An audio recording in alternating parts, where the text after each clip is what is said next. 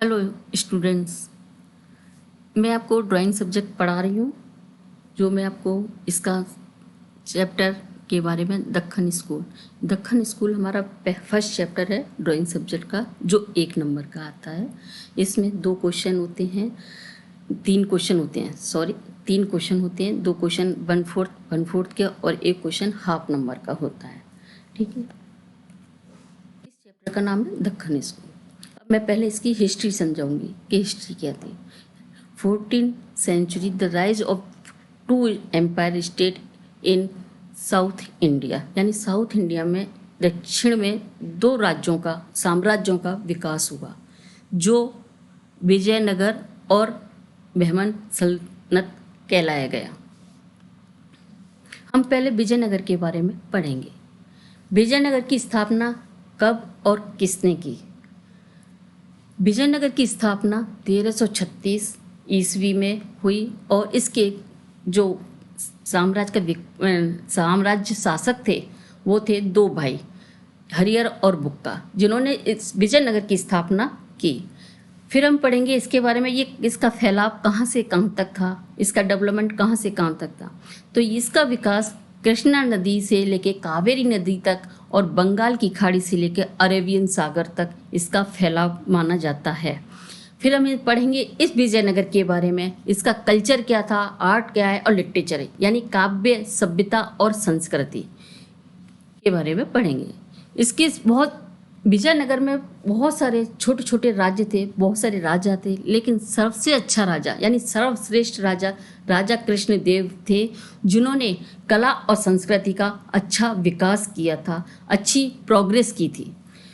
और यहाँ की जो पेंटिंग्स बनाई थी उन शैलियों पे किस किस का प्रभाव दिखाई देता है, यानी विजयनगर में जो पेंटिंग्स मिली हैं और जिन पर प्रभाव अजंता और अब्रहण शैली का इस पर प्रभाव दिखाई देता है, जो हमें विजयनगर में लेपाक्षी मंदिर की भित्ति चित्रों के द्वारा हमें ज्ञान प्राप्त होता है।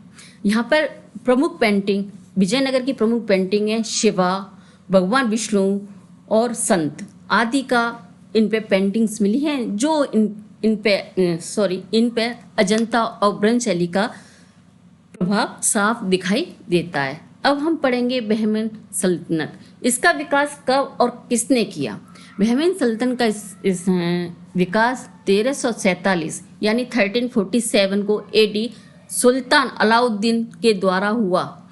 जो इनके नाम कैसे पड़ा, बहमन सल्तनत, इसका नाम कैसे पड़ा? यहाँ के जो राजा थे अलाउद्दीन बहमन, इनके नाम पर इनका साम्राज्य का नाम पड़ा बहमन। अब हम पढ़ेंगे इनकी पेंटिंग्स के बारे में कि यहाँ की पेंटिंग्स की डेवलपमेंट कैसे हुआ, हम इसको कैसे जानेंगे। तो इनकी दक्खन स्टाइल तो है, मतलब दक्षिण का प्रभाव तो है, दक्षिण के साथ साथ इस पर ईरानी प्रभाव भी दिखाई देता है। इसके राजा अहमद शाह वली थे, बहमन सल्तनत के साम्राज्य शासक अहमद शाह वली थे, और इस पर प्रभाव बताया था जैसे कि ईरानी प्रभाव दिखाई देता है। चित्र इनके उदाहरण, पेंटिंग के उदाहरण में कहाँ पे मिलेंगे? पेंटिंग के उदाहरण पर मिलेंगे बिदर के दुर्ग के रंग महल के दीवारों पर बेल बूटे के द्वारा हमने इसका प्रभाव की जानकारी हमें इस किताब में मिलती है। आगे चल के ये अलाउद्दीन थोड़े से राजा ऐसे थे कि थोड़े भोगी या अपने आप में सिमटने वाले, सुख भोगने वाले, तो इन्होंने क्या करा, इस साम्राज्य पर ध्यान नहीं दिया और छोटे छोटे राज्यों आपस में राजा लड़े अपने वजूद के लिए। तो इन्होंने ये साम्राज्य 5 भागों में विभाजित हो गया। पहला था विदर, दूसरा बिरार और बीजापुर, गोलकुंडा और अहमदनगर। कितने भागों में बटा? 5 राज्यों में।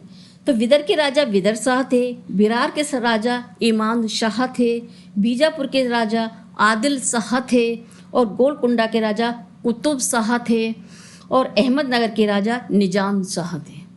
लेकिन बाद में क्या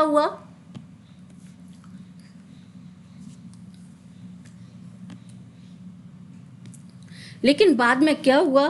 कि जो 3 राजमैन थे जिनका वजूद बना वो था बीजापुर, गोलकुंडा और अहमदनगर। और जो बिदर थे और बिरार थे बीजापुर और अहमदनगर ने अपनी अंदर इनको मतलब इनको अपने अंदर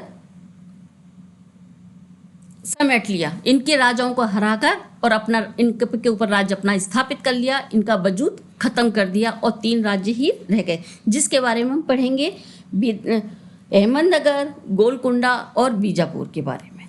नेक्स्ट,